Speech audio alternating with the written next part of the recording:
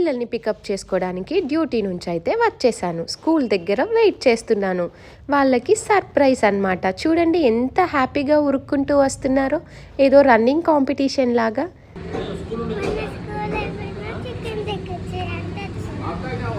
Chicken తీసుకొని అయితే ఇంటికి స్టార్ట్ అవుతున్నాము అనమాట.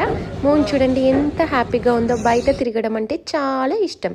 చిన్ని కన్నయ్య డ్రెస్ చేంజ్ చేసుకొని వచ్చి ఆకలి అవుతుంది అన్నాడు. చికెన్ కర్రీ ప్రిపేర్ చేస్తున్నా. చూడండి చిన్ని కన్నయ్య ఎంత మంచిగా బాల్తో ఆడుకుంటున్నాడో. మూన్ అయితే ఎప్పుడు ఇలా చిప్స్ ప్యాకెట్ పట్టుకొని తిరుగుతూ ఉంటుంది. నేను నో చెప్పాను అని ఇలా తలకాయ ఊపుతుంది. ఏం చేయాలో అర్థం కాక వాళ్ళ అన్నయ్య ఇప్పి పడేసిన యూనిఫామ్ని అయితే వాషింగ్ ఏరియా దగ్గరికి తీసుకెళ్ళి అక్కడైతే పెట్టింది.